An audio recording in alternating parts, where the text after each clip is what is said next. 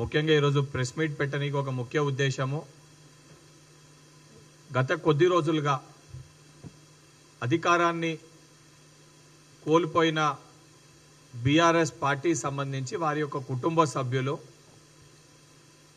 10 ఏళ్లు తెలంగాణ రాష్ట్రాన్ని ఆగం చేసి అడ్డగోలుగా తెలంగాణ రాష్ట్రంలో ఏదైతే ప్రజలని దోచుకొని ప్రజా డబ్బుని దుర్వినియోగం చేసి అవన్నిటిపైన కూడా ప్రజలు వీళ్ళు చేసిన దొంగతనాల్ని గమనించి వాళ్ళకి తగిన గుణపాఠం చెప్పి వాళ్ళకి తగిన శాస్తి చెందే విధంగా ప్రజలు ఒక నిర్ణయించి వాళ్ళని ప్రతిపక్షంలో కూర్చోబెట్టారు. ప్రతిపక్షంలో కూర్చున్న వాళ్ళు ఒక సంవత్సరం కూడా ప్రతిపక్షంలో వెళ్ళిన సంవత్సరానికి కనీసం వాళ్ళ కుటుంబంలో కూడా అందరూ కూడా కలిసి కుటుంబ సభ్యులు నిలబడే పరిస్థితి లేదు.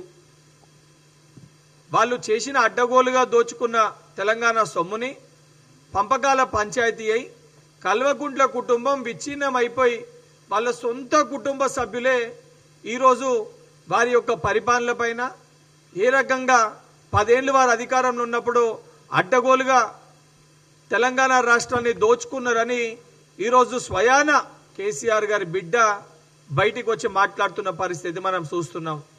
అరే నాయన, మీ కుటుంబాన్ని మీరు చక్కగా పెట్టుకోలేకపోతుర్రు, మీ కుటుంబ సభ్యులంతానే మీరే కలిసిమెలిసి ఉండలేకపోతుర్రు, దాన్నే మీరు సమన్వయం చేసుకోలేకపోతుర్రు. మీరు మా గురించి మాట్లాడే అర్హత ఏడుందిరా నాయన మీకు? ఈరోజు స్వయంగా మీతో పాటు అధికారంలో ఉన్న మీ కుటుంబ సభ్యురాలే బయటికి వచ్చి మీరు దయ్యాలు దొంగలు మీరు దోచుకున్నారని చెప్పి మిమ్మల్ని తిట్టబట్టే, అడ్డగోలుగా మీ పైన మాట్లాడబట్టే, ఆమెకి సమాధానం చెప్పేదానికి మీకు మాటలే లేవు. కనీసము ఆమెను పిలిచి మాట్లాడితే కూడా మీ దొంగల మాటలు వినే పరిస్థితులు ఆమె లేదు. మీ కుటుంబమే సగ్గలేక మీరు బయటికి వచ్చి ఈరోజు కాంగ్రెస్ పార్టీ పైన మా బాకీల పైన ఏదో బాకీ కార్డులు అనుకుంటూ మా హామీల పైన ఒక్కొక్క కార్డుని మీరు తీసుకొచ్చి మాట్లాడుతున్నారు.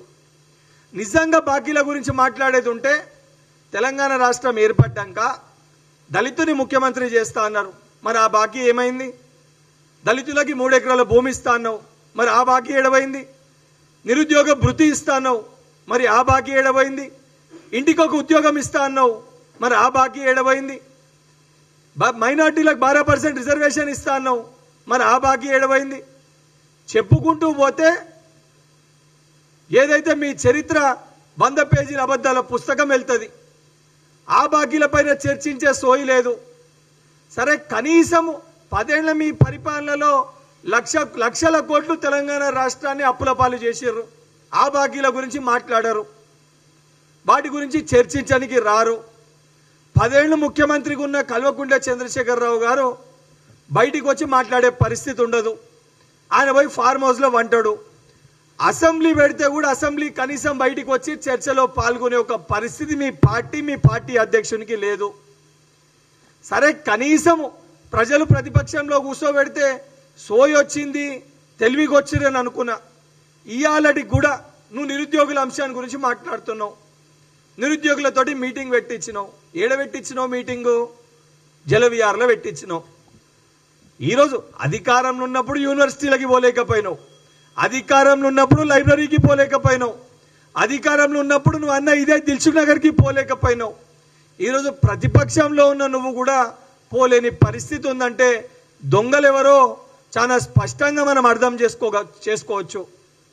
నిజంగా నిరుద్యోగుల పట్ల నీకు చిత్తశుద్ధి ఉంటే, బాధ్యత నీకుంటే, హరీష్ రావు 10 ఏళ్ల అధికారంలో ఉన్నప్పుడు ఏనాడైనా ఏ సందర్భంలోనైనా చనిపోయిన ఏ నిరుద్యోగి దగ్గరకని వెళ్ళి పరామర్శించినవా? కనీసం మాట్లాడే ప్రయత్నం చేసినవా? కనీసం నిరుద్యోగులని పిలిచి కూర్చోబెట్టి మాట్లాడి వారి సమస్యల్ని వినే ప్రయత్నం చేసినవా? తాడి చెట్టు అంత ఎదిగినావు. సోయి లేకుంటే పాపం నిరుద్యోగులు ఆత్మహత్యలు చేసుకుంటే మీరు చేసిన తప్పులకి, మీరు చేసిన పొరపాట్లకి నిరుద్యోగులు ఇబ్బంది పడుతుంటే కనీసం నిన్ను గల్వనీకి వస్తే ఆ రిప్రజెంటేషన్ పేపర్లు కూడా వాళ్ళ ముఖాని పైన కొట్టినావు. అపాయింట్మెంట్లు కోరితే వాళ్ళపైన కేసులు పెట్టించినావు. ఈరోజు నువ్వు మళ్ళా ఆ నిరుద్యోగుల మధ్యలోకి పోయి నిరుద్యోగులని పాపం వాళ్ళని రెచ్చగొట్టి తెలంగాణ ఉద్యమ సమయంలో ఏ రకంగా మా తెలంగాణలో ఉన్న విద్యార్థులని నిరుద్యోగులని రెచ్చగొట్టి ఆ రోజు వాళ్ళు ఆత్మహత్యలు చేసుకునే విధంగా నువ్వు ప్రేరేపించి రాజకీయ లబ్ధి పొంది 10 ఏళ్ళు మంత్రిగా ఉన్నావు, 10 ఏళ్ళు అధికారంలోకి వచ్చిండ్రు. వచ్చిన 10 ఏళ్ళు ఏ రోజు గుర్తుకురాని నిరుద్యోగులు ఈరోజు మళ్ళీ ప్రతిపక్షంలో కూసోంగానే మీకు వేరే ఏ అంశమే లేనట్టు మీరు చాలా సత్యరిష్యందులు 10 ఏళ్ల మీ పరిపాలనలో మీరు విద్యా వ్యవస్థని ఉద్యోగ వ్యవస్థని బలపరిచినట్టు పటిష్టం చేసినట్టు ఈరోజు దయ్యాలు వేదాలు చదువుతున్నట్టుంది నువ్వు మాటలు మాట్లాడుతుంటే. సిగ్గు ఉండాలి నీకు, కనీసము సిగ్గుశరం ఉండాలి. ఎలక్షన్ ముందు ఒక చెల్లెమ్మ ఆత్మహత్య చేసుకుంటే ఆ ఆత్మహత్యను కూడా ఆ సోదరిమణి ఆత్మహత్యను కూడా వక్రీకరించి తప్పుడుగా ప్రచారం చేసిన నీచపు కొడుకులు మీరు. అసలు మీకు అర్హత లేదు నిరుద్యోగుల గురించి మాట్లాడేది. ఇవాళ వచ్చి మేమిచ్చిన నోటిఫికేషన్లు, మేము పెట్టిన ఎగ్జామ్లు, మీరు నియామక పత్రాలు ఇచ్చిన మరి గాడిద పనులు దోమినవా 10 ఏళ్ళు అధికారంలో ఉన్నప్పుడు? సిగ్గుశరం లేకుండానా? మరి ఉద్యోగ నోటిఫికేషన్ 2017 ఇస్తే 23 వరకు మరి ఏం చేసినావు? సోయి లేకుండానా? మీ మరదలకేమో ఉద్యోగం పోతే 6 నెలలు తిరిగేసరికి ఆమెకు ఉద్యోగం ఇప్పిస్తావు. మీ కుటుంబంలో ఎవరన్నా ఇంట్లో ఉండి మీ పెద్ద ఆయనకి గోళీలు సమయానికి ఇస్తే నేను రాజ్యసభకు పంపిస్తావు. తెలంగాణలో నిరుద్యోగులు ఎగ్జామ్స్ పెట్టి నోటిఫికేషన్ ఇచ్చి అయితే కొన్ని నోటిఫికేషన్లు ఇచ్చారు, దాని ఎగ్జామ్స్ కండక్ట్ చేయలే. కొన్ని ఎగ్జామ్స్ కండక్ట్ చేసిర్రు, దాని రిజల్ట్స్ ఇవ్వలే.